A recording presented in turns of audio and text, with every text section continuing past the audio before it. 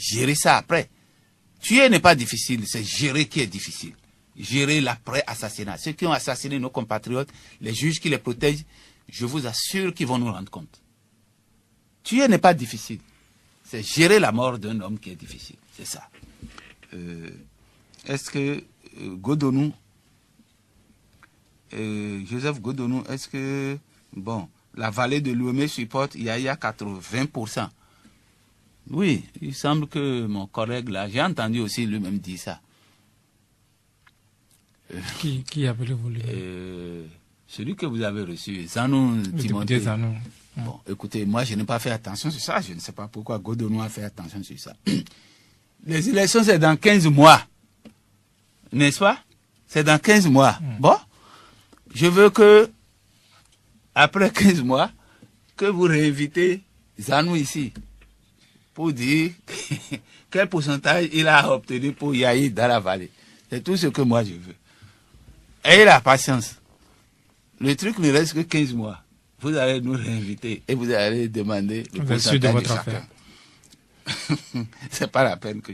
Est-ce que les 2 millions... Écoutez, les 2 millions sont remboursés depuis. Avant même le début de la procédure. Pas par le maire. Par celui qui a détourné cela. C'est-à-dire le CESAF.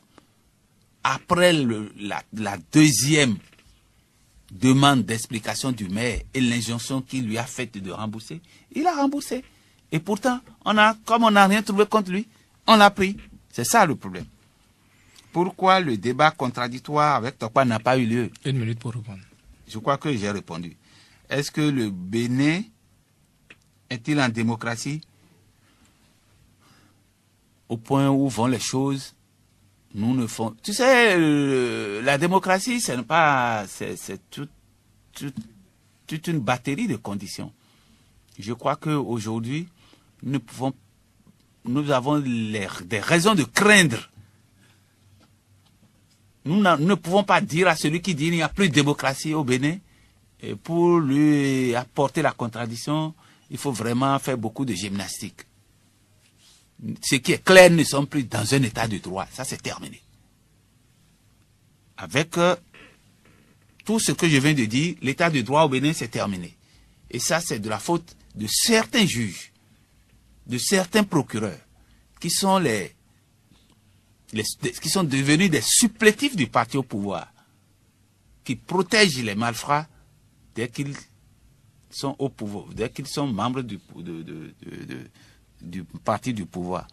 Mais la démocratie est en train de déglinguer, est en train de prendre un coup, et c'est pour ça que nous invitons tout le monde à tenir, à résister. Les joueurs, bon, moi je n'ai pas, j'ai appris que, vous savez, les gens veulent jouer sur un stade et on dit qu'on veut faire une marche pour le président de la République. Un meeting. On veut faire un meeting pour le président de la République et on reporte le match ou bien on interdit le match. C'est complètement fou. Et vous allez assister, si nous prenons garde, vous allez assister à beaucoup de choses de ce genre. C'est pourquoi il faut résister. Il ne faut pas avoir peur. La prochaine marche qu'on veut faire à Cotonou, j'invite tout le monde. On n'a qu'à faire l'effort. Il faut que nous soyons près de 100 000, 150 000. Si longtemps, vous le saurez. Parce que si on ne proteste pas aujourd'hui, ce qui va nous arriver sera plus grave. J'invite tout le monde à se mettre prêt, à protester, à résister. Nous allons faire des manifestations prochainement. Tout le monde n'a qu'à être prêt. Les faiseurs d'opinion, moi j'écoute la grogne, j'écoute ce que les gens disent contre moi. Je prends ça en compte.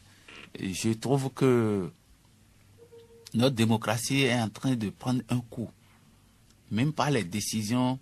J'ai appris que on a interdit une radio parce qu'un homme aurait dit des choses, on a critiqué sur cette radio. Une radio assez écoutée comme KPFM. Je suis triste pour ça. Et ces choses-là, ça va nous arriver de plus en plus. Si nous ne protestons pas, si nous ne disons pas non, ce n'est pas possible. Celui qui a parlé sur la radio, il faut qu'on l'attaque. il faut que celui qui se sent diffamé, l'attaque. Puisque vous m'avez invité. Mais tout au moins, vous ne trouvez pas normal qu'on insulte le chef de l'État sur les antennes, sur une Il antenne? n'a qu'à porter plainte et non fermer une radio. La personne a-t-elle, oui ou pas, un nom, une adresse? La personne est-elle justiciable? Mais quand vous m'invitez, il y a un proverbe chez nous qui dit, sinon, mais vous m'avez invité. Tous les propos que je tiens ici, on ne peut pas mettre ça sur votre compte. Mais la loi, c'est ce que dit la loi. La loi ne peut pas le dire. Si la loi qui a dit ça, moi je veux bien lire. Quand vous m'invitez, que je viens ici, que je fais des déclarations, on va vous fermer votre radio pour ça, pour une déclaration. Je vous encadre bien, honorable. Non, pas du tout. Ce n'est pas juste. La personne a un nom, la personne a une tête, la personne est un citoyen qui a dit des choses sur une radio. On ne va pas fermer la radio. Non, je ne suis pas d'accord. Si la loi dit ça, il faut reprendre cette loi. C'est vous qui reprenez la loi. Il faut reprendre cette loi. Moi, j'écoute, je vais dire à M. Joseph Godonou là que j'écoute bien les Corioles quand j'ai le temps. Bien, j'ai répondu à Eman Metton. Vous avez fait le tour de toutes les questions pratiquement. J'ai fait le tour des questions. Bon, voilà. Ce que je voudrais dire pour finir, c'est que je remercie tous ceux qui nous écoutent. Je dis que notre démocratie est en péril. Notre démocratie est en péril. Et chaque fois que je prends la parole, quand j'en ai l'occasion, je dis un certain nombre de choses. Ce n'est pas que je suis excessif, c'est parce que je suis craintif. Je suis un homme craintif. Et que mon combat, je perçois plus que n'importe qui.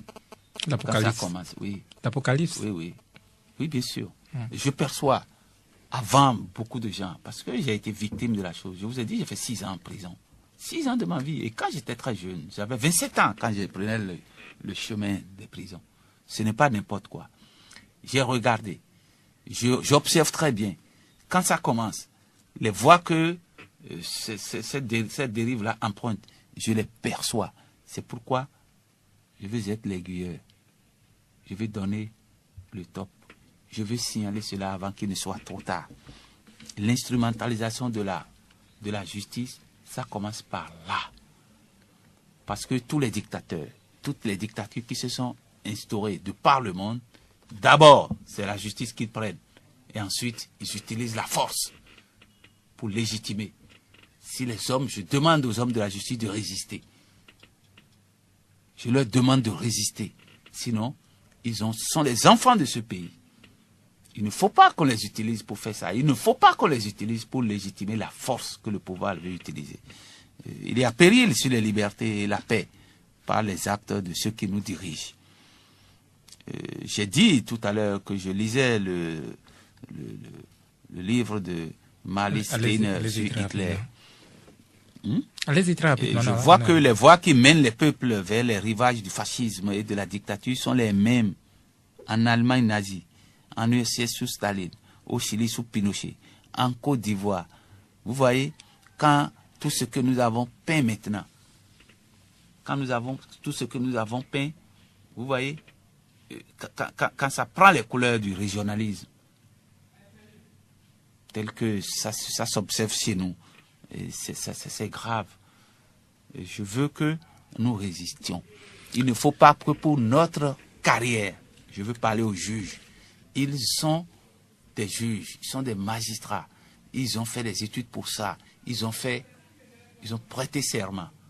Il ne faut pas que les yeux fermés, ils se mettent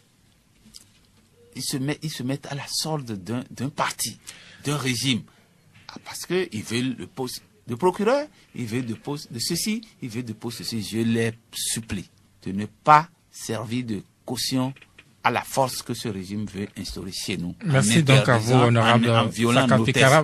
Votre appel a été entendu. Merci donc à vous. Merci également aux amis auditeurs. Merci de nous avoir suivis. Élisée Demou était à la coordination, à la mise en onde. On se retrouve dimanche prochain pour un autre numéro de Carte sur table. Carte sur table. Carte sur table, c'est l'émission sociopolitique du service de l'information de la radio des défis. Carte sur table.